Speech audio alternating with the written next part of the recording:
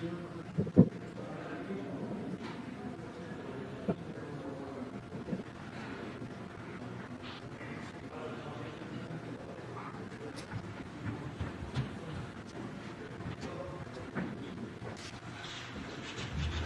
días.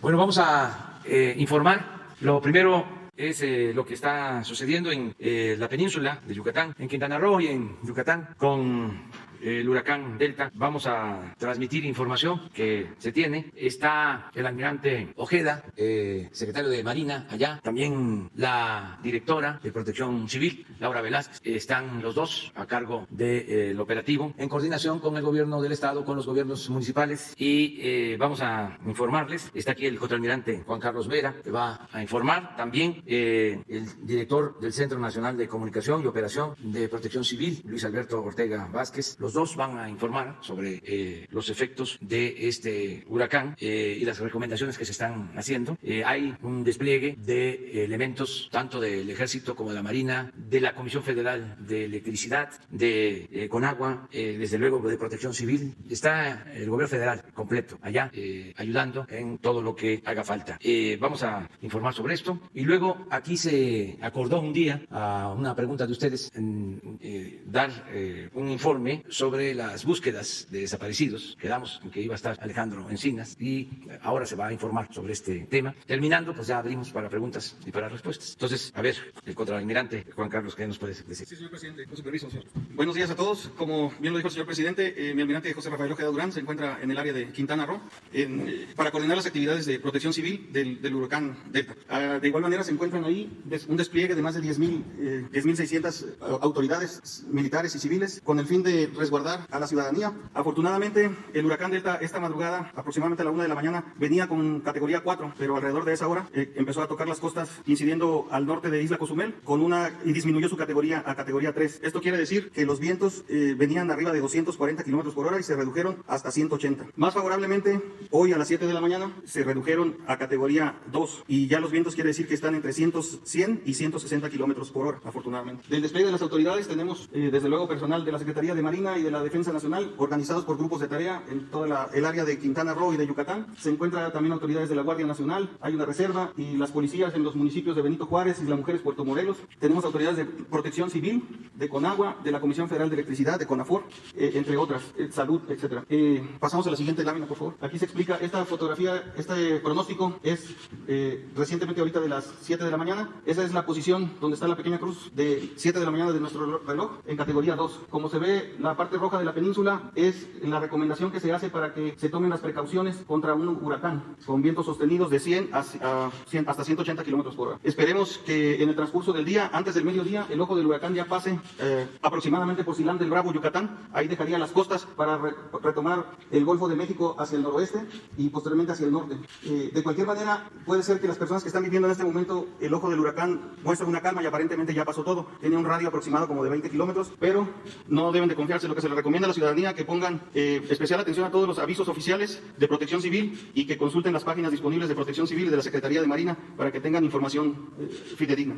En esta imagen se puede apreciar una fotografía satelital infrarroja de este momento y es como se ve el huracán desde el espacio. Las diferentes tonalidades muestran la intensidad de los vientos y su trayectoria posible, que se va a intensificar posteriormente al ingresar al Golfo de México dentro de unas 24-48 horas más. Se intensificará nuevamente. Está estimado como un huracán mayor. Ascenderá de categoría, pero ya dentro del Golfo, y luego entrará a las costas de Luisiana, en Estados Unidos. Sería lo más relevante, señor presidente. A ver, por parte de Protección Civil, Luis Alberto. Con permiso, señor presidente, si podemos pasar a la siguiente lámina, únicamente comentar que tras el paso de este evento, el huracán Delta a través de la península de Yucatán, afortunadamente no tenemos notificación hasta el corte del día de hoy a las 7 de la mañana de algún deceso provocado por el paso de este huracán. De manera preventiva, durante todo el día de ayer, en coordinación con las Fuerzas Armadas, la Secretaría de Marina, la Guardia Nacional, así como la Secretaría de la Defensa Nacional, se realizó la evacuación de 39.290 personas en los estados de Quintana Roo y Yucatán, mismos que también fueron trasladados a los hospitales, entre los que tenemos, más bien a los refugios refugios temporales, entre los que incluimos turistas y ciudadanos de estos municipios. Actualmente tenemos 45 refugios temporales activados en el estado de Quintana Roo y 29 en el estado de Yucatán. En la parte de las personas en estos refugios temporales tenemos 1,901 actualmente en el estado de Quintana Roo y 810 en el estado de Yucatán. En la parte de afectaciones únicamente tenemos el reporte de caída de árboles en el estado de Quintana Roo, 95 hasta el corte de las 6 de la mañana, y mencionar también, la siguiente lámina por favor,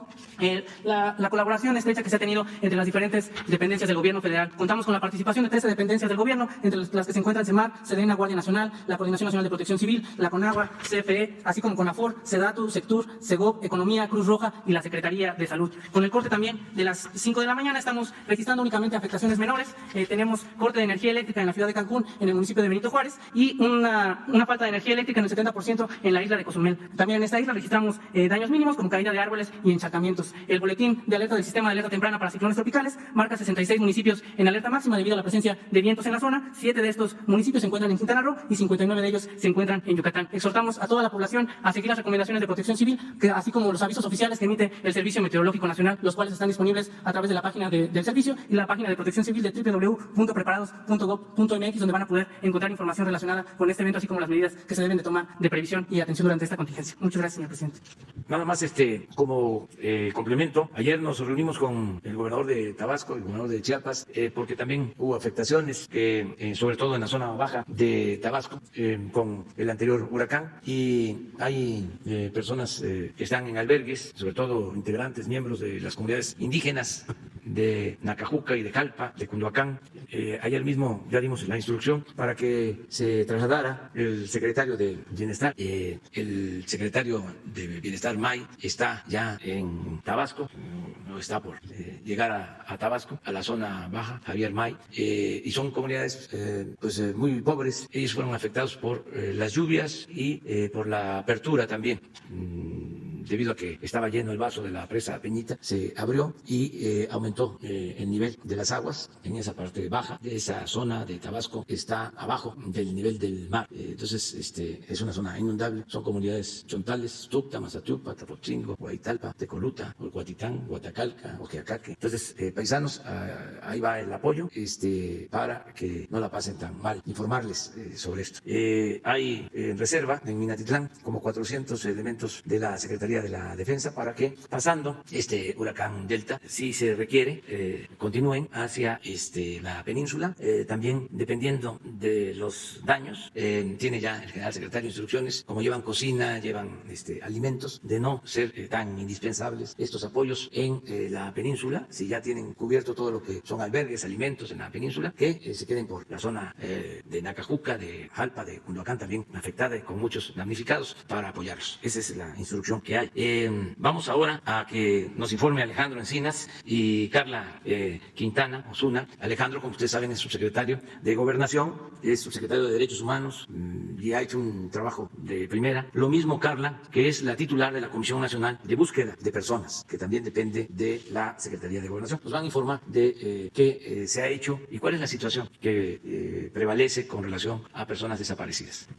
Con su autorización, señor presidente, muy buenos días tengan todas y todos ustedes. Como ahora señaló el presidente de la República, vamos a dar cuenta, atendiendo la solicitud que se hizo aquí en la conferencia de prensa matutina, respecto a 4 aspectos fundamentales. El tema de identificación de fosas clandestinas, exhumación de cuerpos e identificación de personas, el dar cuenta de las denuncias de desaparición de personas y personas no localizadas, el avance en los trabajos de identificación forense, atendiendo al mecanismo extraordinario forense, y resultados muy puntuales de las acciones de búsqueda que ha desarrollado la Comisión Nacional de Búsqueda. En la primera lámina queremos presentar lo que ha sido el registro histórico, llamamos registro histórico al que hemos levantado a partir del año 2006 al día 30 de septiembre del presente año, donde tenemos en total 4.092 fosas clandestinas identificadas, en las cuales han sido exhumados 6.900 cuerpos y en otros casos un número significativo de restos humanos que no necesariamente están totalmente integrados. Los 6 estados que concentran el mayor número de fosas clandestinas son los estados de Veracruz, Tamaulipas, Guerrero, Sinaloa y Zacatecas, que concentran el 49.5% de fosas clandestinas, y entre estos hay que incluimos el número de cuerpos exhumados que tenemos en total, incluimos los que están registrados en la Fiscalía Fiscalía General de la República que no necesariamente por ser cuerpos localizados con anterioridad se ha reportado en la entidad federativa o el municipio donde fueron encontrados. De estos, el 50% de los cuerpos se encuentran básicamente en 4 estados: Jalisco, Sinaloa, Chihuahua y Guerrero. Yo quiero destacar esto porque ya en el análisis de la siguiente lámina vamos a ver cómo el comportamiento de esta práctica ilícita de desaparición e inhumación clandestina se registra básicamente en 8 estados de la República. A los estados tradicionales que conocíamos como Veracruz, Tamaulipas, Guerrero, Sinaloa y Zacatecas, ahora se han sumado lamentablemente entidades como Jalisco, Colima y Sonora.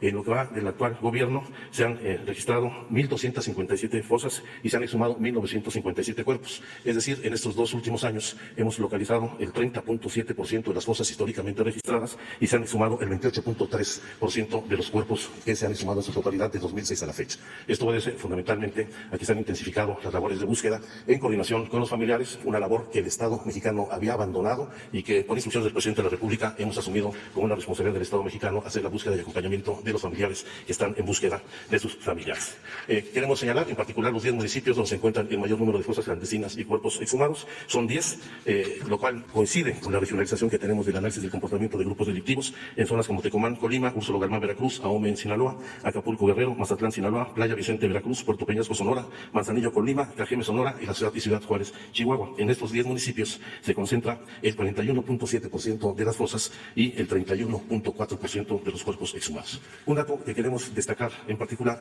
es el fortalecimiento de las labores forenses de identificación de cuerpos exhumados. Y quiero señalar que de los 1,957 cuerpos que se han exhumado del 1 de diciembre de 2018 al 30 de septiembre del presente año, han sido identificados el 41,2%, es decir, 806 cuerpos, de los cuales 449, el 23% del total de los cuerpos exhumados durante el actual gobierno, han sido retornados con sus familiares. Creo que este es uno de los avances más significativos. No bastaba solamente realizar labores de búsqueda y exhumación, sino fortalecer la identificación y garantizar el derecho de las familias, de las personas, a contar con los restos de sus seres queridos. Por otro lado, respecto a las denuncias, respecto a personas desaparecidas y no localizadas, aquí tenemos el registro histórico, nos señala de 2006 a la fecha un total de 77,171 personas reportadas como desaparecidas, de las cuales el 18% se han acreditado en los 2 últimos años. Tenemos que reconocer que el año que mayor número de denuncias se presentaron por desaparición o personas no localizadas fue el 2019 con 8,345, pero a partir del presente año se ha venido registrando una disminución significativa. Al 30 de septiembre tenemos registrados 4,960 personas denunciadas como desaparecidas, y esto es coincidente al momento que hacemos el análisis del periodo enero-septiembre de 2019 con el referente a enero-septiembre de 2020, donde independientemente de que se haya presentado el fenómeno de la pandemia, desde el mes de abril del presente año tenemos una disminución consistente que nos ha permitido tener el registro más bajo en el mes de septiembre de solamente 218 denuncias de desaparición. Quiero señalar que este dato no es un dato definitivo, porque como ustedes saben, en ocasiones las fiscalías de los estados retrasan la integración de las carpetas de la denuncia de desaparición. Estamos esperando que diversas entidades actualicen todas sus carpetas de denuncia y nos pasen esta información, y veremos el comportamiento en octubre, noviembre, diciembre, pero consideramos que hay una tendencia significativa a la disminución de esta práctica por la presencia territorial que se ha logrado en las zonas de mayor conflicto. Sin embargo, quisiera de manera ya final, en lo que se refiere a personas desaparecidas, destacar 2 aspectos. Uno, como la mayor parte de las personas reportadas como desaparecidas han sido identificadas y localizadas. Por ejemplo, en el registro histórico tenemos más de 189,200 personas reportadas como desaparecidas, de las cuales 112,000, el 59,2%, fueron localizadas. De estas, el 93% fueron localizadas con vida, 104,953, y lamentablemente el 6,32%, 7,082 personas sin vida. De las 77,000 personas que actualmente se encuentran desaparecidas, en el periodo de diciembre de 2018, de las cuales corresponden 29,789 de esas 77,000, el 92% han sido localizadas, de las 15,968 personas localizadas con vida, el 91% han sido localizadas con vida y el 8,1% lamentablemente sin vida. ¿Cuáles son las entidades que reportan el mayor número de personas desaparecidas y no localizadas en lo que corresponde al periodo 1 de diciembre de 2018 al 30 de septiembre de 2020? Son las entidades de Jalisco, Guanajuato, Tamaulipas, Ciudad de México, Nuevo León, Sinaloa, Michoacán, Veracruz, Guerrero y Chihuahua. Por supuesto, lamentablemente, el estado de Jalisco tiene la 4ª parte de la desaparición de personas, pero el dato más significativo y representativo es el crecimiento de las denuncias de desaparición de personas en el estado de Guanajuato, que no figuraba en las estadísticas de desaparición de personas en los últimos años. Yo le pediría a Carla Quintana nos dé cuenta de cómo ha ido evolucionando la consolidación del Sistema Nacional de Búsqueda en las tareas de identificación forense y los resultados que hemos tenido en algunas actividades de búsqueda de personas. Muy buenos días a todos, a todas. La siguiente, por favor, señor presidente. Desde la Comisión Nacional de Búsqueda de la Secretaría de Gobernación, en los subsidios del año 2020, hemos otorgado más de 333 millones, casi 334 millones, a las 26 comisiones estatales de búsqueda que así lo solicitaron. Aquí quisiera subrayar que actualmente ya las 32 comisiones estatales de búsqueda existen, faltan 2 con titular. Sin embargo, también es importante reiterar y destacar que los subsidios otorgados por el Gobierno federal, siguiendo instrucciones presidenciales, implican el mayor ingreso, el mayor fortalecimiento que tienen las comisiones estatales. Tal como lo ha dicho el Observatorio del Sistema Nacional de Búsqueda, las comisiones estatales de búsqueda son mayormente financiadas por los subsidios federales. La siguiente, por favor. Dentro de las instrucciones que hemos recibido para fortalecer las labores forenses, si bien corresponde la identificación a las fiscalías y a los institutos médicos forenses, por instrucción presidencial hemos impulsado el fortalecimiento de las capacidades forenses a lo largo y ancho del país. En primer lugar, está el Centro de Identificación Humana en Coahuila, que en cofinanciamiento y en coparticipación con el Gobierno de Coahuila se inauguró hace apenas 2 semanas, tiene más de 720 nichos, tiene laboratorio de antropología física, tiene laboratorio de odontología y se está construyendo también con financiamiento federal el laboratorio de genética. Será un centro de identificación regional y que ya empezará sus funciones próximamente. La siguiente, por favor. El segundo centro de identificación humana, también dedicado exclusivamente, y esto quiero subrayar exclusivamente a temas de desaparición, al igual que el de Coahuila, es el de San Luis Potosí, que tendrá que ser concluido a finales de este año. La siguiente, por favor. En Tamaulipas, también con financiamiento federal, se están construyendo 2 centros de resguardo en El Mante y San Fernando, también que deberá ser finalizado a fin de año. La siguiente, por favor. Otro centro de resguardo forense fue inaugurado, las labores de construcción fue inaugurado hace un par de semanas y también tendrá que ser finalizado a fin de año en Morelia, Michoacán. La siguiente. En Sonora también estamos otorgando 2 laboratorios móviles que tendrán, que serán entregados antes de fin de año. La siguiente, por favor. Aquí es importante destacar que en lo que va del año, desde la Comisión Nacional de Búsqueda, hemos realizado más de 120 acciones de búsqueda que implican 465 jornadas. Estamos en hasta 9 estados de manera simultánea a la semana. Estas labores de búsqueda se realizan, por supuesto, con las familias de personas desaparecidas, con el apoyo de Guardia Nacional, de Sedena, de Marina, en coordinación con las diferentes fiscalías, no solo con la Fiscalía General de la República, sino con las fiscalías estatales también. La siguiente, por favor. Hemos traído solo algunos ejemplos del trabajo que se realiza desde la Comisión Nacional de Búsqueda. Quisiéramos destacar, en primer lugar, la búsqueda en vida. Aquí es muy importante recordar que la búsqueda, el principio número 1 de búsqueda es en vida. Tenemos 3 ejemplos que ustedes conocen muy bien. El ejemplo del niño Dylan Esaú Gómez Pérez, encontrado en San Cristóbal de las Casas en agosto de 2020. Por otro lado, hace también apenas menos de un mes, se repatrió a la adolescente Anayeli Palma Vázquez, que había sido sustraída a Guatemala, y gracias a la cooperación y a la coordinación del Sistema Nacional de Búsqueda, aquí en concreto con la Secretaría de Relaciones Exteriores y también con el Consulado de Guatemala, logró ser retornada al país con vida. También a finales, hace apenas unas semanas, fue desaparecida la adolescente Kelly Giselle Pérez Nájera, de nacionalidad guatemalteca, desaparece de un albergue de aquí, de la Ciudad de México, es desaparecida y aparece también con vida en Nuevo Laredo, Tamaulipas. La siguiente, por favor. Algunas de las acciones de búsqueda en campo que hemos traído como ejemplo son las labores realizadas en Jesús de Nazaret Guerrero, donde se localizaron 21 cuerpos en diversas fosas clandestinas entre febrero y marzo del 2020. La siguiente, por favor. Aquí es importante destacar las diferentes y las múltiples fosas que hemos encontrado en Puerto Peñasco, Sonora, que corresponden hasta ahora, y quiero subrayar, hasta ahora a 41 fosas clandestinas. Desconocemos aún el número total de cuerpos que han sido encontrados en estas 41 fosas, en virtud que todavía estamos en el proceso de individualización de los restos, y subrayaba que son 41 fosas porque hemos regresado constantemente a Puerto Peñasco y tenemos información de la posible existencia de más fosas clandestinas.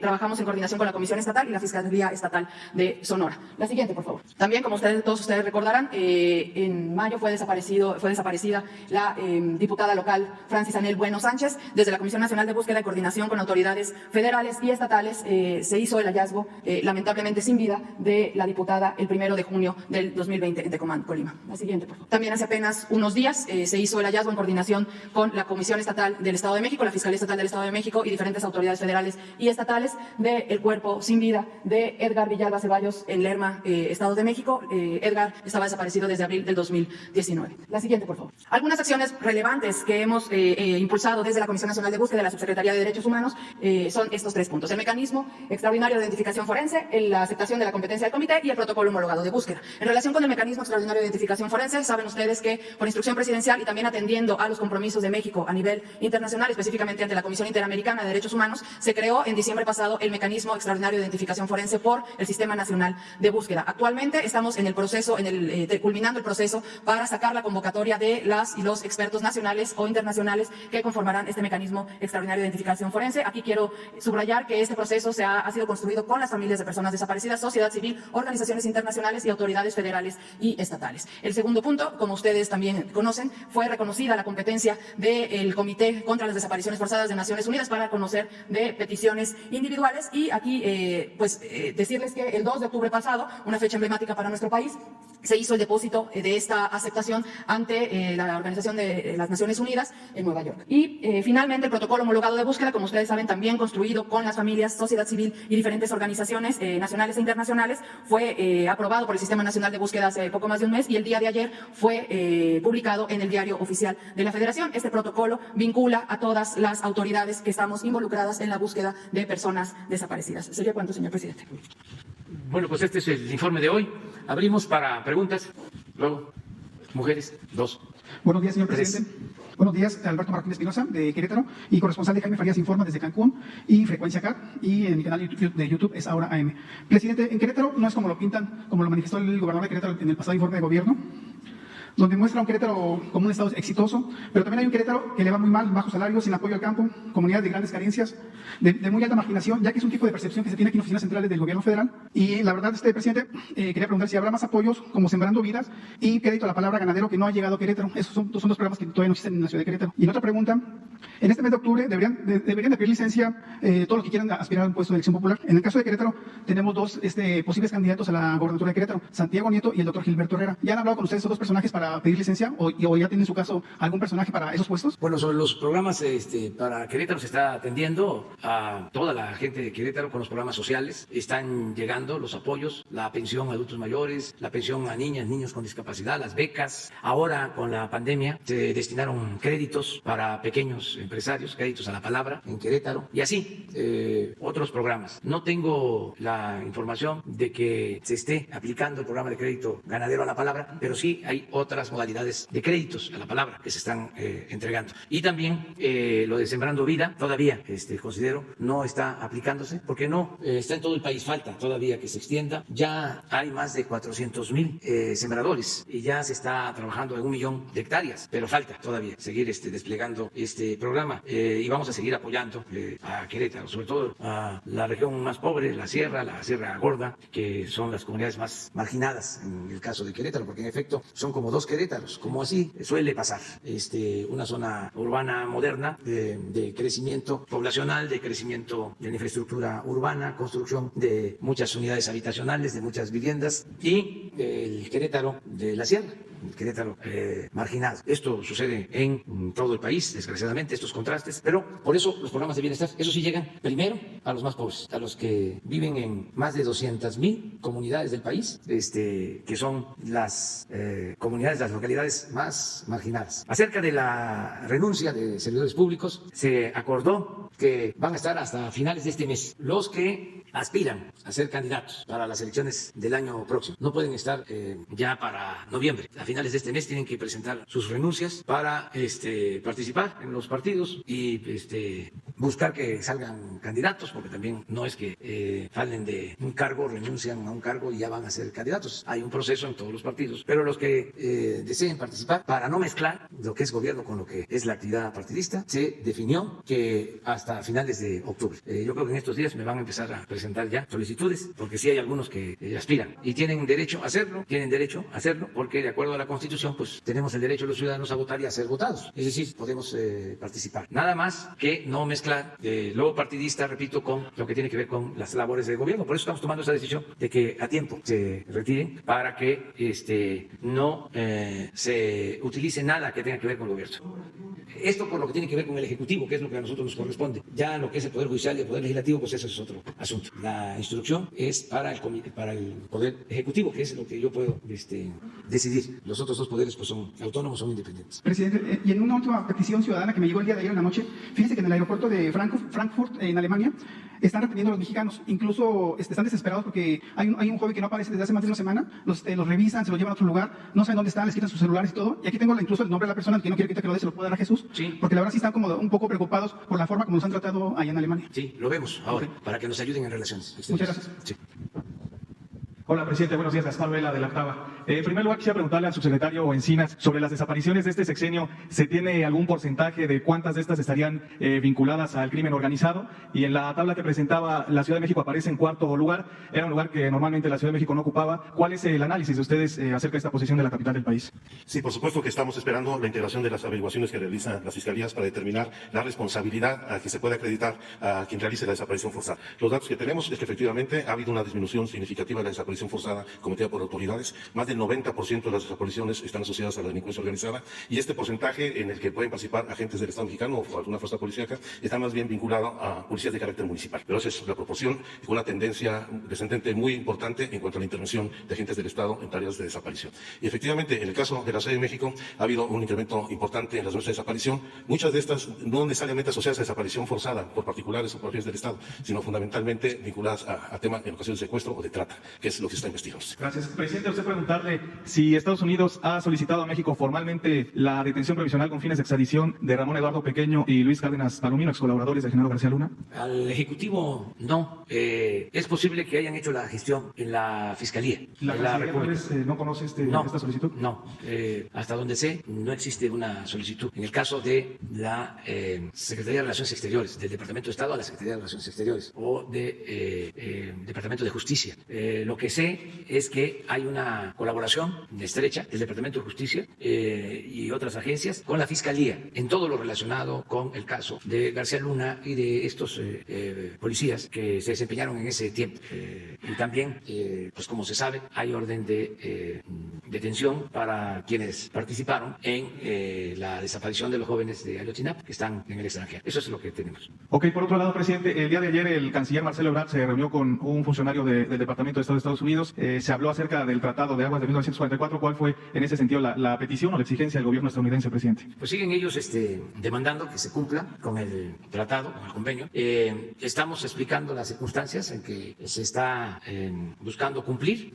Lo difícil que ha sido cumplir, ya deberíamos de haberlo hecho. Hoy nos estaban informando que incluso ya se ha evaporado una cantidad de agua importantísima de la presa, de la boquilla, que nos hubiese servido para cumplir con el compromiso. Sin embargo, por asuntos politiqueros, porque no lo puedo llamar de otra manera, porque ni siquiera se puede hablar de asuntos electorales, ni mucho menos de asuntos políticos, por querer agarrar la bandera de la defensa del agua, ya todos los agricultores de Chihuahua tienen asegurada su agua. Incluso hoy también se informaba que está pidiendo una prórroga para que se les entregue el agua, que no sea en este mes de octubre, sino en noviembre. O sea, no había problema de que se escaseara el agua. Fue que encontraron una circunstancia que ellos pensaron favorable para politizar el asunto, para promover la candidatura de Gustavo Madero al gobierno de Chihuahua por el PAN. Eso es todo.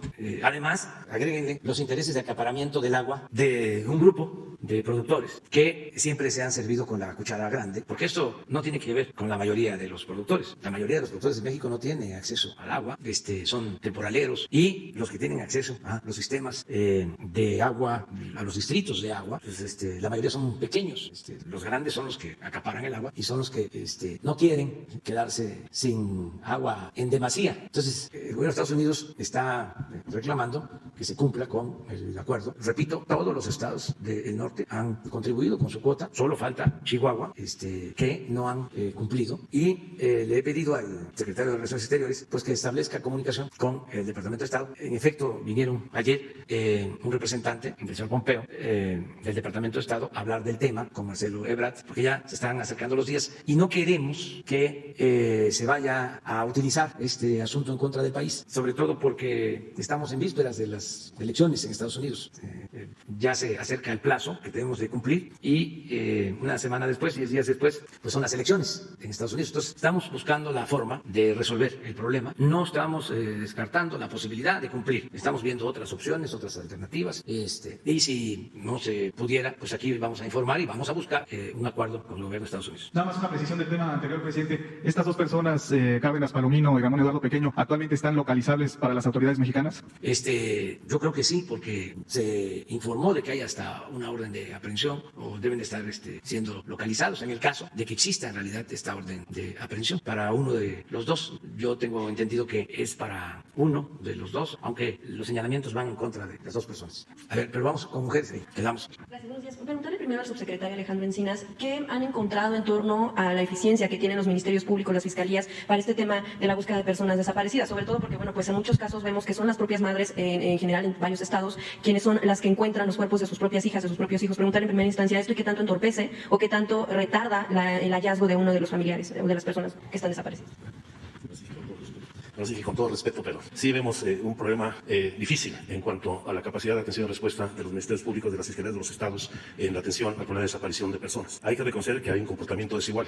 Hay fiscalías que están actuando con eficacia, pero lamentablemente la mayoría no dan respuesta. Y quizá el dato más revelador es el hecho de que prácticamente no se integra ninguna carpeta, no se judicializa ninguna carpeta por desaparición forzada en el país al año. No hay resultados concretos y eso implica impunidad. Estamos trabajando con las fiscalías, esperemos que haya un acompañamiento no solamente para fortalecer sus capacidades institucionales o identificación forense, sino lo importante es que fortalezcan su capacidad de investigación para que los ministerios públicos integren bien las carpetas, se deslinden responsabilidades y se castiguen a los culpables. Sí, en ese sentido, sanciones para estos funcionarios, pues precisamente porque se entorpecen y continúa la situación así es que pues hay algo. Yo creo que lamentablemente no hay sanciones específicas para estos casos. Pueden dormir el sueño de los justos muchas de las carpetas que se han venido integrando sin que se tengan resultados concretos. Necesitamos no solamente que haya investigación y búsqueda por parte de las fiscalías de los estados y la Fiscalía General, sino que haya resultados concretos para deslindar y castigar a los responsables. Y gracias. Y dicho, bueno, sea de paso lo que mencionaban de la Ciudad de México, nada más no quisiera dejar de mencionar que son incluso ya en caso reciente más de 40 días en que encuentran a los dos jóvenes de 20 años que desaparecieron en la alcaldía de Azcapotzalco. Se está haciendo la búsqueda por parte de la Fiscalía del Estado y cooperación de las autoridades federales.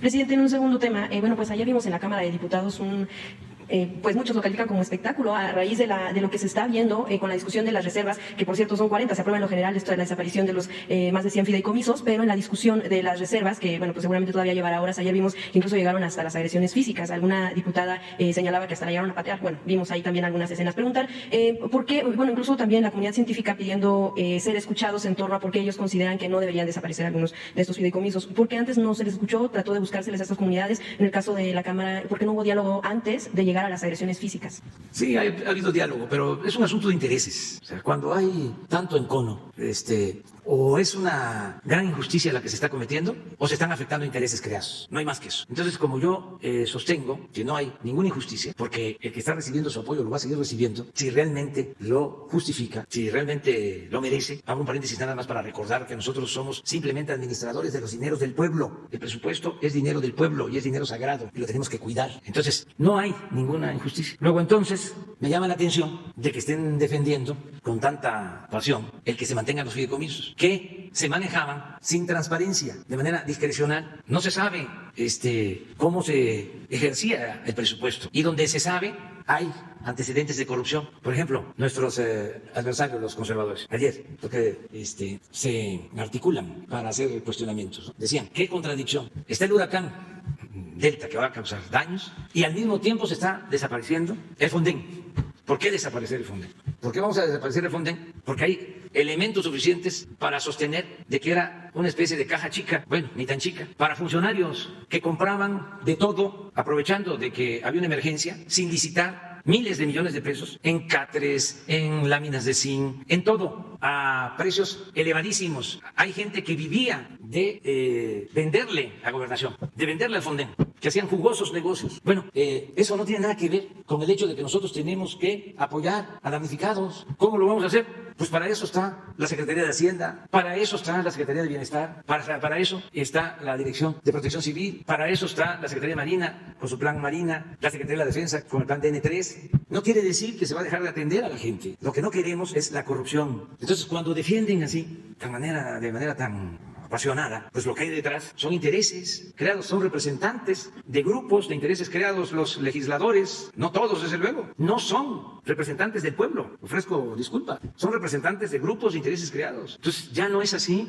los legisladores tienen que representar al pueblo, todos tenemos que representar al pueblo. El gobierno es del pueblo, no es de los farmacéuticos, no es de los intelectuales orgánicos, no es de científicos que solo buscan provecho personal. El gobierno es de todos, es de todo el pueblo. Y desde luego que tampoco el gobierno es para los medios de información. O sea, que va a estar el gobierno al servicio de los medios de información, como era antes. Entonces ya se terminó eso. Ojalá y aprueben lo de el que se terminen estos fideicomisos, estos fondos fraudulentos de manejo totalmente opaco, oscuro de los fondos. ¿Y qué se tiene que preocupar un cineasta joven que quiere desarrollarse y quiere tener apoyo? Si va a ser atendido y va a seguir teniendo su apoyo, un deportista de alto rendimiento, todo su apoyo, todo el apoyo que se requiere. Y mucho más los afectados. Quien pierde sus muebles por una inundación, quien pierde sus cosechas, quien requiere de apoyo, pues tenemos que ayudarlo. Ahí no hay límite.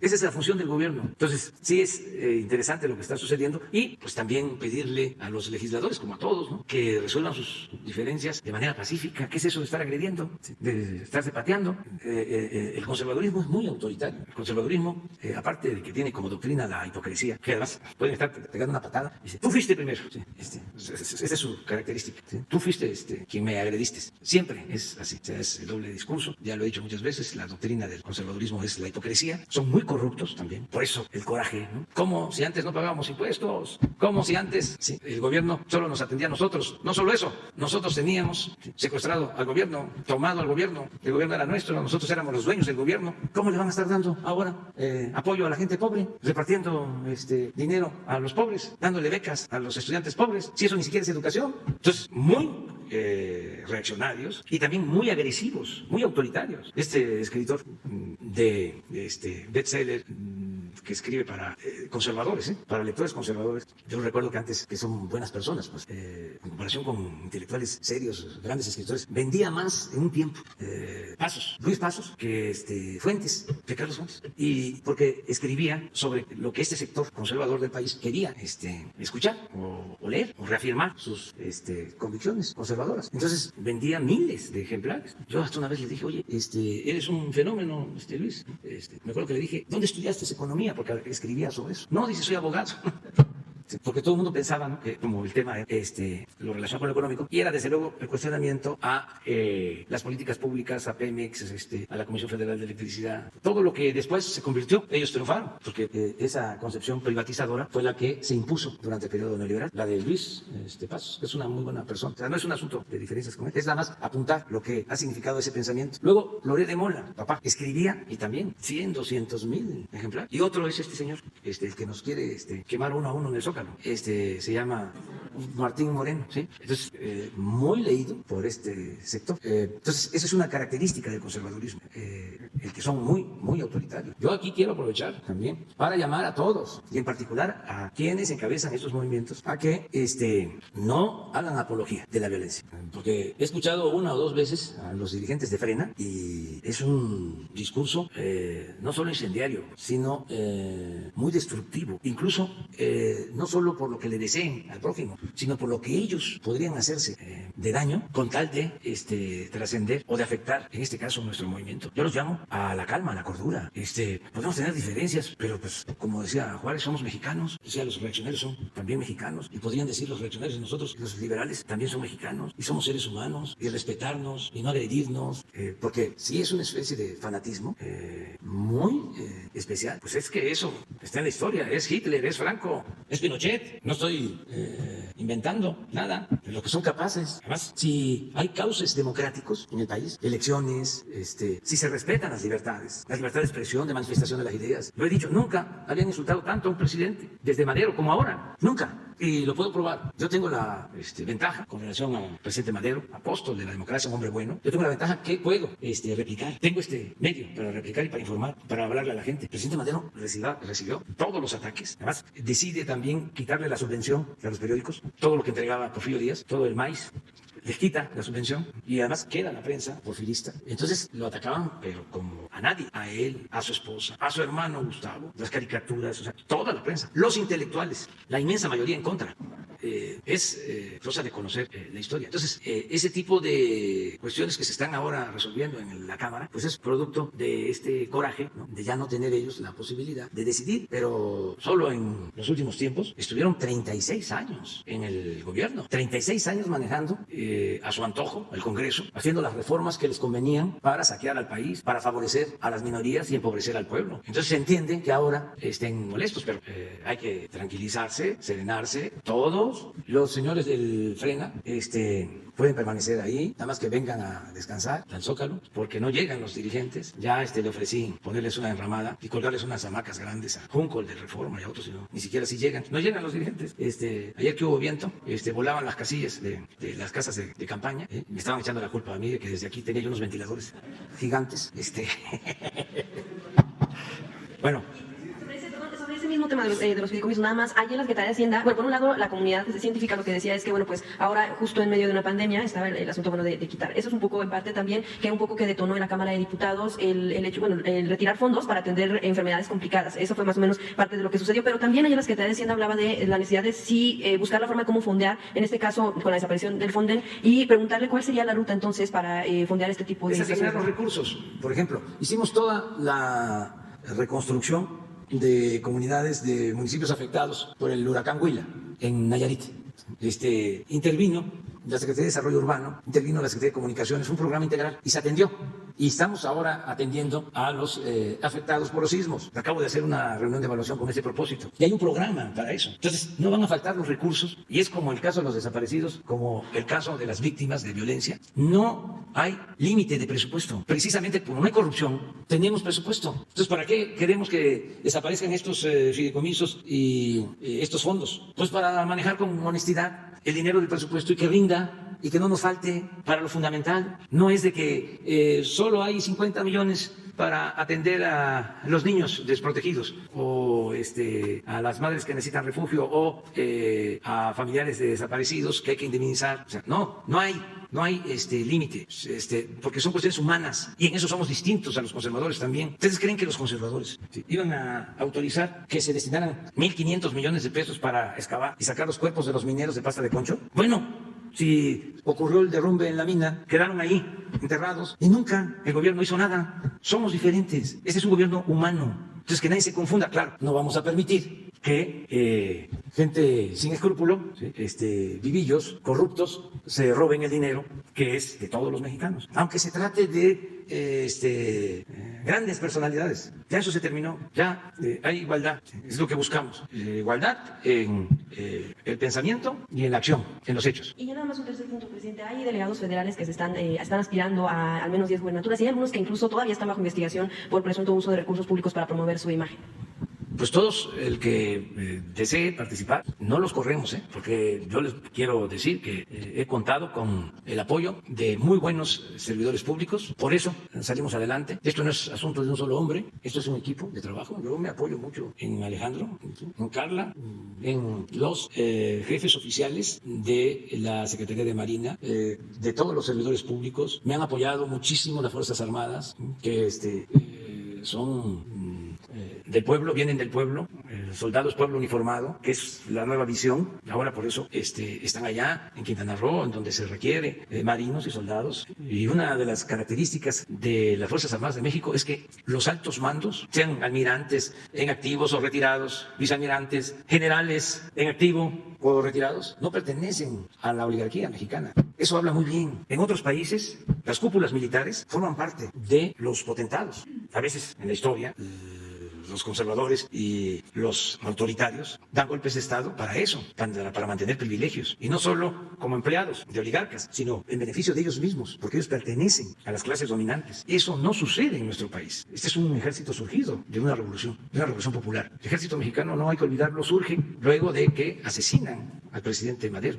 Don Carranza convoca a la creación del ejército actual. Y es un ejército que viene del pueblo, es un ejército revolucionario. Yo les he platicado en otras ocasiones que cuando me tocó hacer la selección de quién iba a estar en la Secretaría de Marina, quién iba a estar en la Secretaría de Defensa, hice todo un análisis. Me llamaba mucho la atención de que tanto almirantes como generales, hijos de maestros, de campesinos, de comerciantes, hijos de marinos o de militares, pueblo, hijos de mecánicos. Estoy hablando de almirantes y de generales de división. Ese es nuestro ejército y esa es nuestra Armada. Entonces, tenemos esa gran ventaja y vamos a continuar apoyándonos en ellos. Muy buenos servidores públicos, y los que se van, pues tienen derecho, ¿no?, de participar. Solo, pues ya pusimos un límite que es a finales de octubre. Ya ustedes se van a dar cuenta quiénes no hay casos graves, y si hubiese, estén donde estén, pues tienen que responder, porque también otra diferencia, sí, pequeñita, poca cosa, es de que ya no hay impunidad. Ahorita que estamos tratando el asunto de los desaparecidos, otra diferencia que me genera mucha satisfacción es que el Estado ya no es el principal violador de los derechos humanos, como era antes. No hay torturas, no hay desapariciones, no hay masacres. Entonces sí somos distintos, somos distintos, que por eso tenemos estas protestas, y que también sepan quienes protestan que van a ser respetados,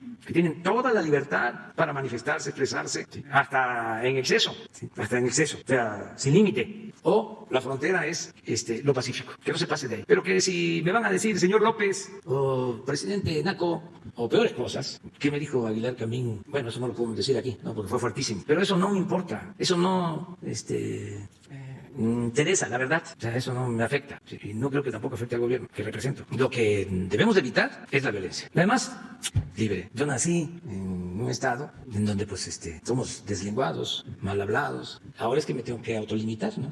Pero eso no debe de alarmarnos. Lo otro sí. Eso que digan, a ver, donde vean un funcionario, quémenlo. O sea, eso sí está muy mal. O sea, bueno, eso va en contra de derechos humanos y de todas las creencias religiosas. Eso va en contra, pues, del respeto que debemos de tenernos, ¿no? Eso no. Todo lo demás, no hay problema de nada. O sea, no va a ser el 68, no, va a haber persecución, no voy a hablar con los directores de los periódicos. Este columnista está diciendo que nunca habíamos estado tan mal como ahora, y todos los días, o un día sí y el otro también, me está atacando. Por favor, ahí te lo encargo. No, nunca lo he hecho en mi vida. O que yo le diga a un articulista, oye, ayúdanos, a ver, vete conmigo a una gira y vas a ver que la gente está contenta, y vamos a ir a inaugurar una presa en Sonora, o vamos a ir a inaugurar un centro de salud, o vamos a una evaluación en el aeropuerto de Felipe Ángeles, y haz tu crónica ahí de que estamos muy bien. No, eso no, le tenemos mucha confianza a la gente. Se burlan cuando hablo del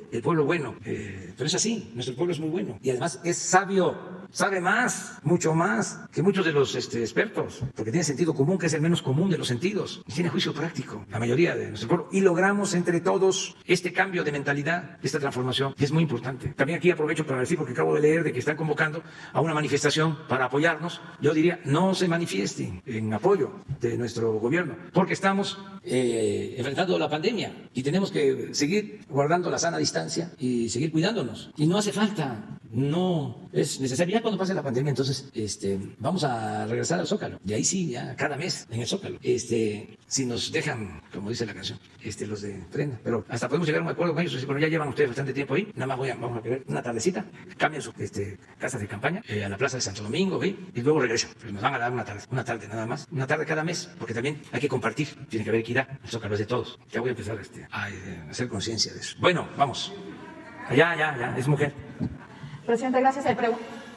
Preguntarle, por un lado, a Alejandro Encinas, ¿qué hay de las desapariciones de mujeres? ¿Qué datos tienen al respecto? Sí, la mayor parte de las desapariciones se registran son masculinas, y particularmente hombres jóvenes. Y también registra un 25% vinculado a desaparición de mujeres, en donde hay un porcentaje representativo de niñas, en particular, que son objeto de trata, alrededor del 15%, del 25%. Sí.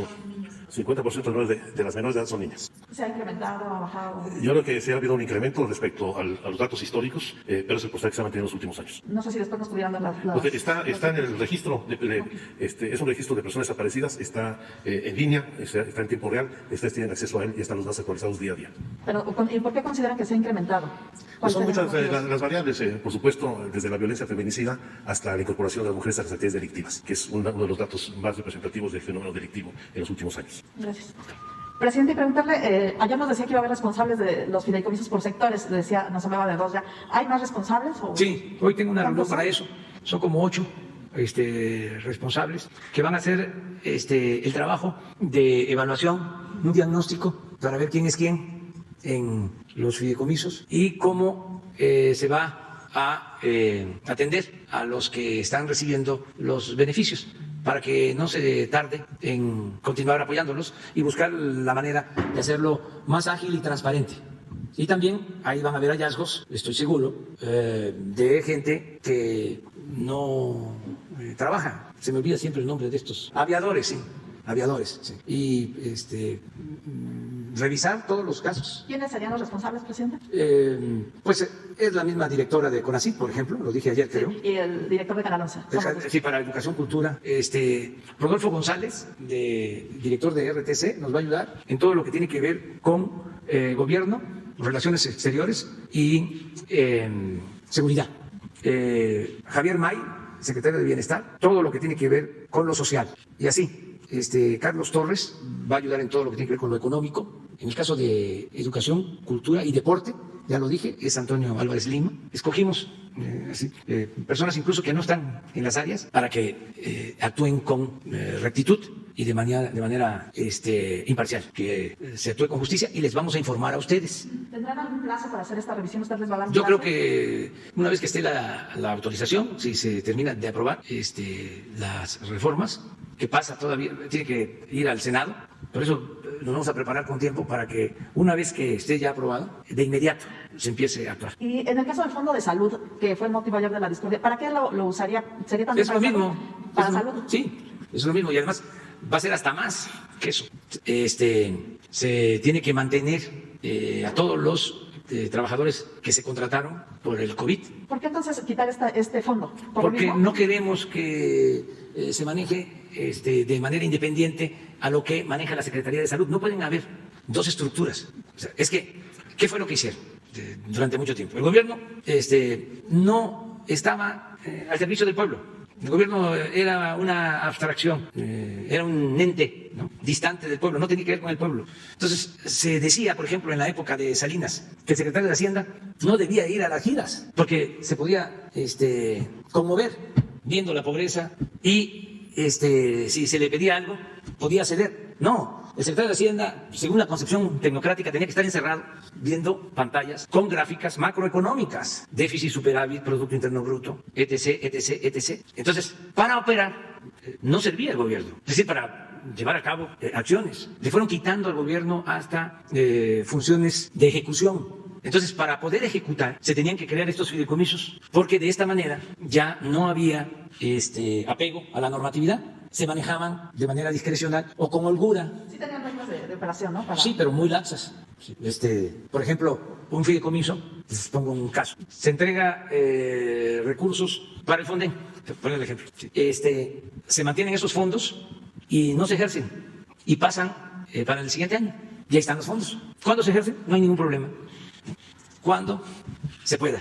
Si son parte de esos fondos de la Secretaría de Desarrollo Urbano, se tienen que ejercer en el periodo presupuestal. Entonces, es muy cómodo tener presupuesto para dar créditos ahora con la emergencia, ¿sí?, que dimos los créditos. Se tiene un fideicomiso, si se entregan los créditos, bien. Si no alcanzamos a entregar los créditos, ¿sí?, por la lentitud, los podemos entregar el año próximo. Y ahí están los recursos, durmiendo el sueño de los justos. Entonces, eso, ¿sí?, ¿qué hace? Bueno, pues que no se actúe o que se tenga recursos que se requieren para avanzar, ¿sí?, guardados por todos lados. Imagínense, 110 fideicomisos, más todos los creados por decreto, estamos hablando de más de 200 fideicomisos. ¿Qué es? Pues es un aparato alternativo, es otro gobierno. ¿Cómo cuánta gente estaba en ese aparato burocrático? No tengo el dato, pero deben de ser muchos.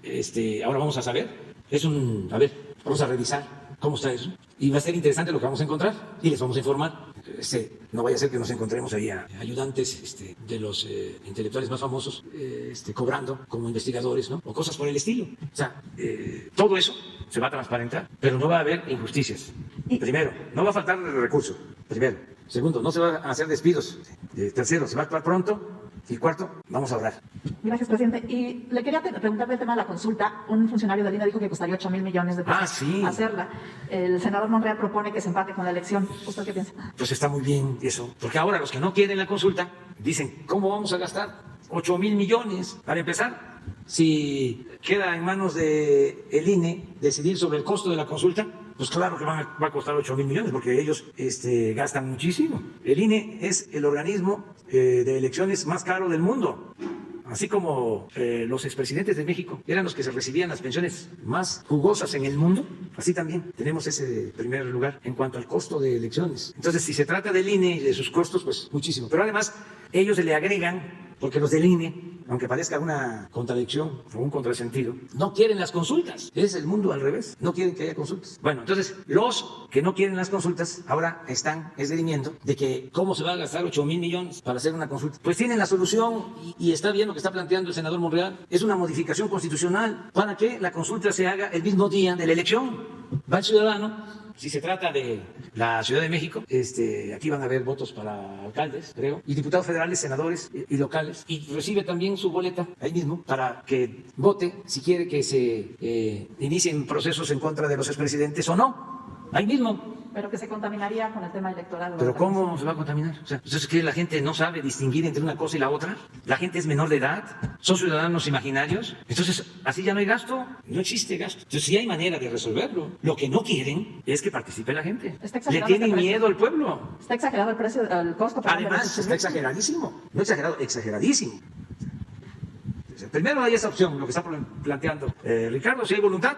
Yo nada más preguntaría, ¿qué caso tiene establecer en la Constitución el derecho del pueblo al referéndum, al plebiscito, a la consulta, a la revocación del mandato y que quede siempre en letra muerta? Nada más para fingir, para simular, como era antes. Deberían de estar planteando los partidos, todos, vamos, es una función consustancial de un partido político procurar la participación ciudadana, fortalecer la democracia, vamos. Le tenemos confianza al pueblo, pero estos ni le tienen amor al pueblo, ni le tienen confianza. Consideran de que el pueblo es menor de edad, aunque no existe, ya lo he dicho, es la llamada democracia sin adjetivo, es kratos sin demos, poder sin pueblo. Se les olvida que la democracia es kratos y demos, demos pueblo, kratos poder, poder del pueblo. Nada más piensan el poder sin el pueblo, ¿cómo? Entonces, ya basta de simulación y que se le pregunte a la gente, eso es lo que estamos planteando. A ver. Buenos días, presidente. Judith Sánchez Reyes, corresponsal de Imagen del Golfo de Veracruz. Preguntarle, la semana pasada anunció que México iba a dar un adelanto para una de las vacunas que se está desarrollando contra el COVID-19. Saber si ya se hizo esto, cuál fue la propuesta que ustedes seleccionaron y de cuánto fue el monto. Ayer tuvimos una reunión, el secretario de Salud, el doctor Alcocer, el subsecretario Hugo López-Gatell, el secretario de Hacienda, Arturo Herrera, y el secretario de Relaciones Exteriores, Marcelo Ebrard, para tratar ya en definitiva el asunto de la vacuna por los tiempos y para que México sea de los primeros en tener la vacuna, en disponer de la vacuna. Y ya ayer tomamos una decisión y vamos a informarles el martes próximo, aquí en la conferencia de la mañana. Ya se hizo una selección, ya se están haciendo contratos y vamos a informar al pueblo el martes próximo. Es muy buena tu pregunta, porque me permite adelantar eso. Ya tenemos la disponibilidad de los recursos, volvemos a lo mismo, o sea, van a desaparecer los fideicomisos, pero tenemos afortunadamente finanzas públicas sanas, tenemos disponibilidad de recursos para dar los adelantos que nos están pidiendo para la vacuna. Entonces vamos a informar el martes. Bien. La siguiente pregunta, presidente, dentro de las reuniones que tiene usted de manera cotidiana con el Gabinete de Seguridad, ¿cuál ha sido la evaluación que se ha hecho sobre estos acontecimientos violentos que se han suscitado en diversos estados como Morelos, Guanajuato? De hecho, ayer mismo en San Luis Potosí nos dio a conocer el asesinato de 12 personas. ¿Cuál es la evaluación y en su caso cuáles van a ser las acciones para, de alguna manera evitar se sigan replicando estos hechos que, tienen el sello del crimen organizado? Sí, estamos atendiendo estos estados. En el caso de Guanajuato, queda de manifiesto que cuando se trata de crimen organizado no es suficiente solo detener a los jefes de las bandas, porque surgen otros o llegan otras bandas, se apoderan otras bandas, no hay vacíos, los llenan. Todo esto sucede porque se descompuso mucho la situación en Guanajuato en los últimos tiempos. Mucha descomposición abajo. Se dejó crecer el problema. Se omitió o se toleró. Y ahora es un asunto ya grave. Lo estamos atendiendo. Hay muchísimos elementos de la Guardia Nacional trabajando allá. Pero sí, en los últimos días ha habido muchos asesinatos. Hace 3 días y todavía antier. Asesinatos entre grupos de las bandas. Ayer, a diferencia de 2 días anteriores, una cosa extraña. Después de tener en promedio 20 en un día, ayer hubieron 4. No estuvo Guanajuato entre los primeros. Ojalá esto continúe así. Pero bueno, es Guanajuato. San Luis es reciente, es otro asunto. No estaba así. No es el caso de Guanajuato. Yo espero que mejore. Estamos atendiendo todo esto diariamente. Se está fortaleciendo la presencia de la Guardia Nacional en estos estados y constantemente estamos revisando lo que sucede. Sí tenemos información y sí estamos actuando. En otro tema, presidente, ¿cuál es? A ver, ¿no pones lo de ayer? Pues para que vean cómo medimos diario. Miren, no les hablo al tanteo. Ayer fue un día, vamos a decir, tranquilo. 65 homicidios. Y en 11 estados no hubo homicidios. Pero fíjense, es muy raro lo de Chiapas. Ahí nunca aparece Chiapas. Así, hubieron hechos que se registraron en Chiapas. Si les muestro, a ver, vamos a ver la anterior, si la tienen. O la antier. Por eso les digo que de ayer fue. Aquí, desde que amanece, está uno. Miren eso, miren. Este es uno de los días más difíciles que hemos tenido. Y de 4 a 32, o de 32 a 4. Entonces estamos trabajando. Y aún 2 estados ese día sin homicidios. Y el ayer, en 11. Y hubieron menos. Lo que hablabas de Guanajuato y San Luis. Ahí está. Muy bien. El siguiente punto, presidente, con respecto al apoyo a los pescadores, tenemos conocimiento, por ejemplo, que este grupo de trabajadores del mar, en lo que tiene que ver con el Golfo de México, siguen esperando el apoyo del diésel, que se les da el diésel marino precisamente para hacer la captura de camarón en esta temporada. Y por otro lado, en Sonora, específicamente en Bahía de Lobos, los pescadores denuncian corrupción en la entrega de los permisos a embarcaciones menores. No sé si ahora en su gira de este fin de semana tuvo oportunidad de conocer, bueno, en este caso, este tema, y en general, ¿qué apoyo se les está dando? Sí, me lo plantearon lo de los permisos. Quedamos en que se iba a hacer una revisión. En el caso de Sonora, me hablaron de los permisos. Debe ser lo mismo que tú estás planteando ahora. El caso del diésel, estamos haciendo una revisión por lo mismo, por el mal manejo que había de subsidios. ¿Sí? En el caso del diésel para embarcaciones, se quedaban las grandes embarcaciones, ¿sí? Con todo el subsidio. Grandes empresas, que por respeto no las señalo. Pero ya eso no se puede. Entonces, ¿qué hicimos? Estamos entregando de manera directa a los pescadores el apoyo. Bien. Y nada más finalmente, presidente, ¿qué opinión le merece los comentarios del Fondo Monetario Internacional que pide a México posponer el proyecto de la refinería de Dos Bocas y recomendó destinar los recursos a sectores más esenciales? Pues es el fondo. ¿Qué más puedo decir? Es que antes los del fondo eran los que dictaban la política económica. Se firmaban hasta cartas de intención con el fondo. Y ellos decían qué tenía que hacer México en materia económica. ¿Y saben qué recomendaban? Privatizar, aumentar el precio de las gasolinas, de la energía eléctrica. ¿Saben qué recomendaban los del fondo? Porque a lo mejor ya se les olvidó de que se privatizara la educación, que se privatizara el manejo de las pensiones. Eran los jefes de jefes. Ya pasó eso. Nosotros los respetamos mucho y nunca vamos a estar en contra o enfrentando. No les vamos a dar ninguna recomendación a ellos, porque va a estar muy difícil que nos hagan caso. Entonces lo único que les pedimos es que nos respeten, que somos libres y somos soberanos y que ya no son los organismos financieros internacionales los que dictan la política económica en México, como era antes. Ahora, si quieren hacernos recomendaciones, pues yo también les voy a mandar mi pliego petitorio para que procuren darle crédito, ¿no?, a los gobiernos que lo solicitan a tasa cero, que ya dejen de estar rescatando a las grandes corporaciones y rescaten a los pueblos. En fin, que dejen de estar solapando a gobiernos corruptos. Pero bueno, es mejor respetarlos. Nada más que sepan que ya son otros tiempos, ¿no? Pues ya lo dejamos hasta... Ya es bastante. Tú vas mañana primero. Pues una vez, sí, para encima, de una vez ya. Presidente, yo le dije el tema y no me quiere dar la palabra.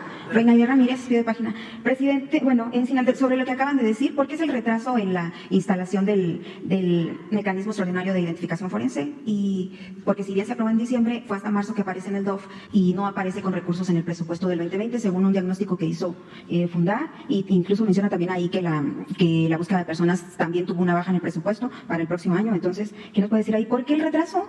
¿Cuándo empezaría a operar ya bien? Y el rezago de 5,000 personas que detecta, supongo que conoce usted la investigación que hizo Quinto Elemento Lab, y hablan ellos de 38,000 personas que están ubicadas, y de esas 5,000 personas son en este periodo. ¿Por qué ese rezago? ¿Dónde están esas personas? Y para decírselas todas juntas, lo del... ¿Cuándo se daría el informe, el diagnóstico que tienen ustedes sobre los restos humanos? O sea, ¿dónde están esas? Suponemos que son más, que el 38,000 es conservador. ¿Dónde estarían esos cuerpos que se están encontrando? Según lo que ellos encuentran, son cerca de 1,500. En el caso de Sonora, por ejemplo, son 1,500 cuerpos que se fueron a la fosa común. Entonces, ¿esos cuerpos se van a exhumar? ¿Qué va a pasar con esas personas que fueron así enviadas a la fosa común? ¿O dónde fueron a parar estos cuerpos? La cifra de 38,000 cuerpos identificados se refiere fundamentalmente a cuerpos a los cuales no se le aplicó ninguna necropsia. Ese es un dato que salió del diagnóstico que nosotros levantamos junto con la Fiscalía General de la República y la colaboración de las fiscalías de los estados desde el año pasado.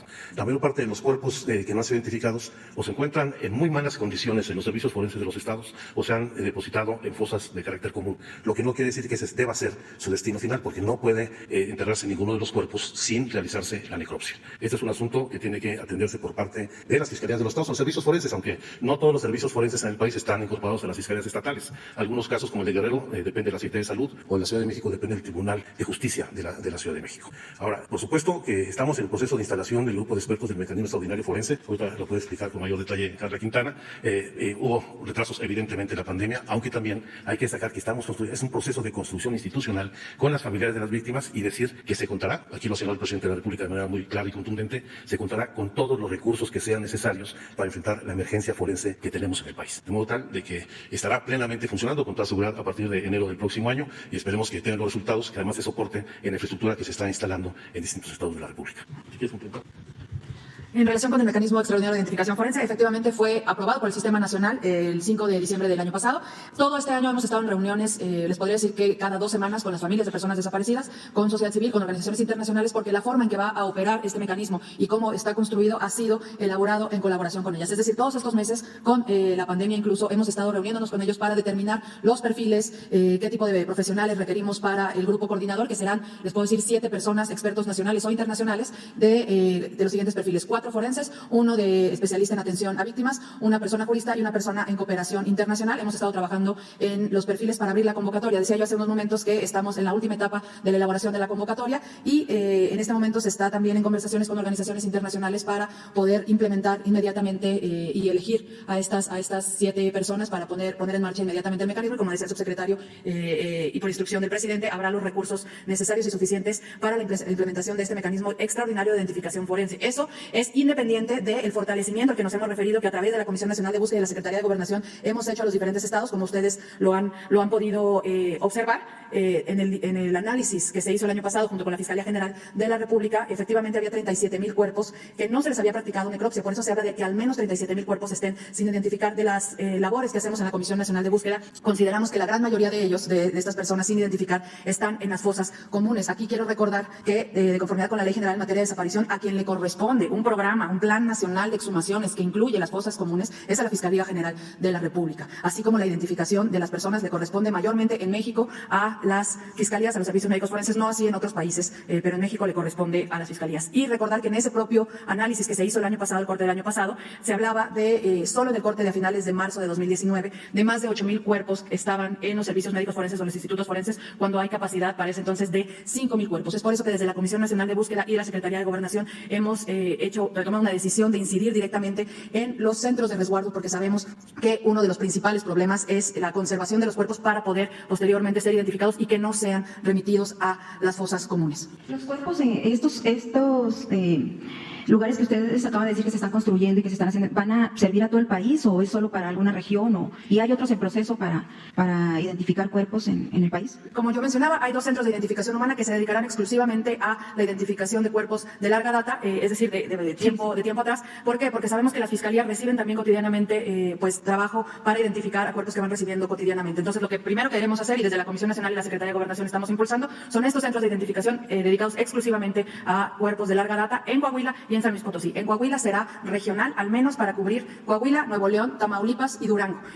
Como también mencionamos, está el Centro de Identificación Humana de San Luis Potosí, que será para San Luis Potosí, y también tenemos estos otros centros de resguardo en Tamaulipas, en Morelia y en Morelia. ¿Y para el noroeste del país? Para el noroeste del país, en Sonora, como también me referí, por la extensión del país, en este momento lo que se está previendo es 2 laboratorios y centros de resguardo móviles para este año, y por supuesto que para el próximo año, también dentro de la propuesta de presupuesto para el siguiente año, está previsto un subsidio importante del gobierno federal para continuar construyendo e impulsando el fortalecimiento forense desde la Comisión Nacional de Búsqueda, recordando que la identificación corresponde principalmente si no es que únicamente a las fiscalías. Ahí no trabajan en coordinación porque mencionan ustedes, incluso en el diario oficial, mencionan que hay una crisis forense, que no se está rebasado por los estados, las dependencias, y además hay negligencia y hay otro tipo de incapacidad para poder identificar, y ante tanta muerte que hay, pues no se tiene la capacidad. ¿De qué manera se coordinan entonces para que se pueda avanzar en este tema? Y estas, ¿cómo se dice? Estas oficinas o estos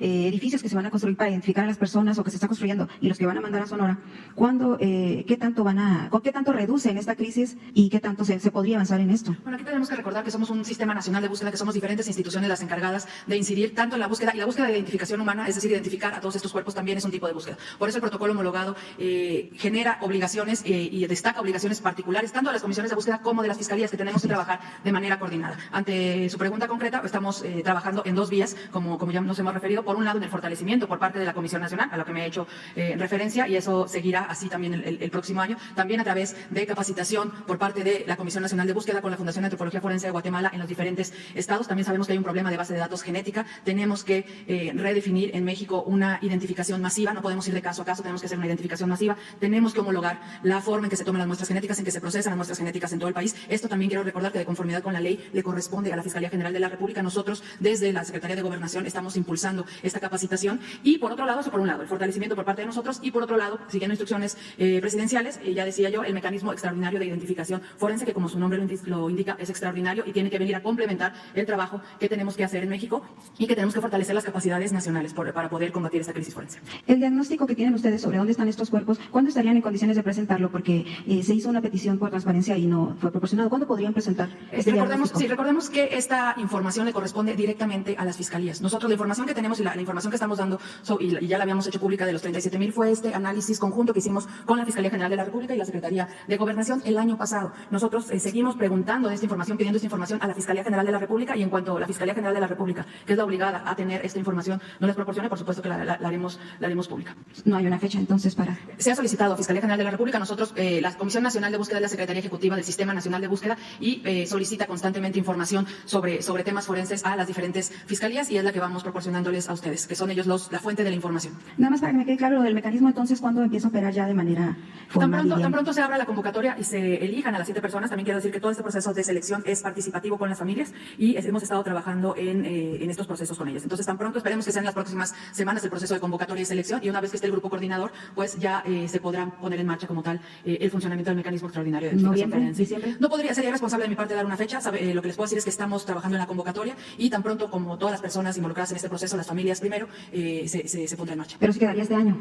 Esa es la idea. Okay. Entonces, sí es cierto que la Fiscalía, como usted lo ha reiterado varias ocasiones, sería la que tendría que resolver de identificar los cuerpos, de buscarlos, incluso con todas las policías y esto, pero el presidente se comprometió a resolver este problema de la búsqueda de personas, o sea, son miles de personas que están desaparecidas, él lo vive todos los días, alguien se le acerca para pedirle que encuentren a los familiares y lo que viven las mamás, eso de verdad es terrible, o sea, 15 años, o sea, esperando ver entrar a alguien por la puerta, como sucede el caso de nuestro compañero Alfredo Jiménez Mota, que ya tiene más de 15 años que desapareció y la señora pues devastada porque nunca esperando que se abra la puerta y entre. Entonces, ¿por qué no encontrar esos cuerpos? Entonces el presidente se comprometió, sí es cierto que, o invite al fiscal que nos pudiera decir qué está pasando aquí, porque sí, como dice, se ha avanzado, ya se creó este organismo, ya hay una búsqueda, están abriendo fosas, que mayormente, como decía la compañera, son las mamás y yo creo que algunos presuntos delincuentes que se conduelen y les dicen ahí están. Entonces, ¿cómo resolver esto? ¿Cómo avanzar un poquito más? Y si no habrá problema que no hay un recurso específico, como él dice, etiquetado en el presupuesto. La búsqueda de las personas desaparecidas le corresponde a diferentes autoridades, no solo a las fiscalías. Por supuesto que las comisiones de búsqueda, a las fiscalías trabajamos de manera conjunta en la búsqueda de las personas desaparecidas. Ahí está el protocolo que fue publicado el día de ayer. La identificación, efectivamente, si por ley le corresponde la identificación a la Fiscalía de Identificación de los Cuerpos, lo cierto es que por instrucciones presidenciales y como he dicho, hemos hecho toda esta incidencia en materia forense con todos los centros de identificación humana, con todos los centros de resguardo y con la capacitación también en materia forense e incluso nosotros podríamos también tomar muestras genéticas eventualmente de familiares de personas desaparecidas. Es un proyecto que estamos trabajando junto con la Secretaría de Gobernación, no así de los cuerpos. La identificación genética de los cuerpos es hasta hoy por ley en México de las fiscalías. Pero por instrucciones, por supuesto que hemos incidido de manera importante en el fortalecimiento de las capacidades forenses y también hemos impulsado el mecanismo extraordinario de identificación forense y se ha reconocido la crisis forense que existe en el país. Sí, así es. Sí, invitaría, presidente, al fiscal a que viniera a compartirnos un poco de cómo ha avanzado en este tema. Sí, más adelante, pero estamos trabajando y aquí vamos a estar informándoles sobre este asunto que en efecto preocupa mucho a los familiares. No vamos a dejar de insistir y de avanzar. Se ha logrado bastante, mucho. Hay muchos desaparecidos, pero también ya se han encontrado personas, como aquí se ha informado, muchos vivos, otros sus cuerpos, pero también los familiares agradecen eso. Aunque es doloroso, pero después de mucho tiempo de búsqueda se encuentran los cuerpos familiares. Hay casos así muy impactantes para nosotros. No sé si aquí comenté una vez de cuando tuvimos la primera reunión con los padres, madres de víctimas. Un señor se desvaneció andaba buscando a su hija, pues ya se encontró a su hija, desde luego no con vida, pero él, yo creo que en lo que cabe, porque es mucho el dolor, descansa un poco con esto. Entonces, yo quiero agradecerle a Alejandro, a todo el equipo. Se ha hecho mucho trabajo. Cuando se habla de desaparecidos, de denuncias de desaparecidos en el primer año, es que la gente, cuando se vio el cambio, vio la oportunidad, porque no le creían a las autoridades. Entonces, nos tienen confianza. Entonces, muchos, a eso atribuyo, entre otras cosas, el que creció el número de denuncias. Y no se han hecho a un lado. Estamos en eso, ¿sí? Y vamos a continuar en eso. Y este tema, en particular, es el número 1 en las prioridades. Muy bien. El número 1. Muy bien. Si en damnificados no hay límites de recursos, en esto, menos. Es decir, es lo que se requiera, lo que se necesite. Esa es la instrucción que ellos tienen. Entonces vamos a continuar aquí informando y respetando la autonomía de la Fiscalía, vamos a pedirles que nos ayuden y que se informe. Pues sí, es que si hay 70,000 desaparecidos y 38 sin identificar, se sanarían muchos corazones ahí, presidente, si se lograran identificar estas. Pero seguimos en la búsqueda constante, permanente. Bueno, tengo otra, pero no sé si, ¿cómo anda usted? Porque pues, bueno. Ya es la hora de desayunar. De la manea y del chanchamito. Pero se lo digo, bueno, ¿de una vez o no? A ver, de una vez. Es que tiene que ver con lo que usted mencionaba de Chihuahua, aprovechando que en Chihuahua están haciendo lo de ver lo de las concesiones de agua, quién las tiene, cómo están acaparadas, cómo se están usando para los campos de nogal y todo eso. Si se va a hacer, si se tiene contemplado hacer y cuándo se podría hacer esto en Baja California y bueno, Sonora también de paso, que también tienen ahí el exgobernador Padres tiene ahí unas tantas hectáreas también de nogales y ya vi que tenía una presa ahí. Y entonces tienen muchísima acaparación de pozos, no solo él, muchos también funcionarios. Eso es en el caso de Sonora, pero en el caso de Baja California, que es el tema concreto que le quiero plantear, ¿cuándo empezaría ahí? Porque mañana se cumplen 15 días que fue asesinado el activista por el agua. Él tenía 2 años ya trabajando, buscando lo del agua, luchando justamente por acabar este tipo de acaparamiento. Y Oscar Adams, si supo usted, es un indígena Kumeyaay que fue asesinado mañana se cumplen 15 días y a las menos de 24 horas asesinan también a su cuñado de una forma muy terrible. Si tiene usted reporte de cómo ha avanzado esa investigación, porque él era un activista reconocido, había estado peleando porque su comunidad tenga un pozo. ¿Por qué, presidente, no pueden tener ellos un pozo? Y hay decenas de empresarios, de funcionarios, de empresas grandes que están acaparando de más pozos. Porque ellos hablan de que en unos cuantos años podrían desaparecer la línea justamente porque no tienen un pozo, es lo que pelean. Ni siquiera pelean lo que tienen las grandes empresas. Entonces, si usted nos puede comentar algo sobre este caso que lo conoce y qué se podría hacer para que ellos pudieran tener, pues de ellos depende la vida de su comunidad, tener agua para sus cultivos y para su consumo. Sí, estamos poniendo orden en todo lo que tiene que ver con el manejo del agua. La política neoliberal o neoporfirista iba orientada a apoyar a las minorías en todo. En el caso del campo, la preferencia era para los grandes productores. Eran los que recibían el subsidio, eran los que recibían los créditos de la banca de desarrollo, en este caso de la financiera rural, eran los que recibían el agua, eran los que tenían todo. Y a los pequeños se les ignoraba. Había además una discriminación a todos los productores indígenas para decirles que las comunidades indígenas no estaban ni siquiera en el Procampo. Eso que les entregaban periódicamente, muy poco por cierto, ni siquiera les llegaba a las comunidades indígenas. El Procampo iba también a los grandes, eran los que recibían el subsidio en todo. Esto del diésel que estamos hablando para la pesca. Y en el caso del norte, lo mismo. O sea, no solo había la diferencia entre lo que se destinaba al norte con relación a lo que se destinaba al sur. El sur no existía. Ahora lo que estamos haciendo es dándole su lugar al sur, casi recordando la canción de Serrat. El sur también existe, sin dejar de atender el norte, porque en el norte también los contrastes. Allá en Sonora,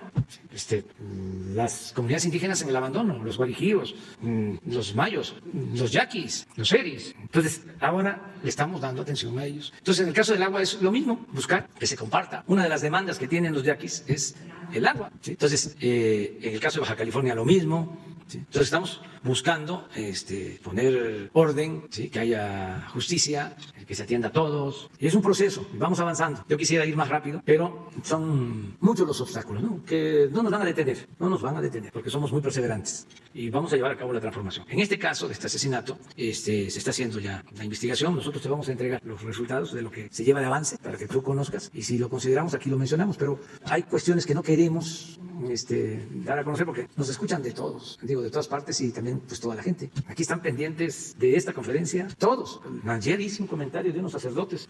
Yo pensaba que nadie se había enterado. Aquí donde no nos escuchan o donde no nos ven, dije algo y de inmediato respondieron. ¿Sí? Pues yo no voy a entrar en ninguna polémica, nada más que lo que dije pues tengo pruebas de lo que sostuve aquí. Pero lo que me llamó la atención es que fue así un comentario de pasada, pero no, todo el mundo está pendiente, afortunadamente. Les comentaba yo que el presidente Madero, que era un santo apóstol de la democracia, no, se le fueron encima con todo, de manera despiadada, la prensa conservadora, los fifís, y no tenía cómo defenderse, Aquí nosotros, afortunadamente, y son otros tiempos, ¿no? Ya podemos informar de todo, replicar y al mismo tiempo respetar y no odiar, ¿sí?, a nadie.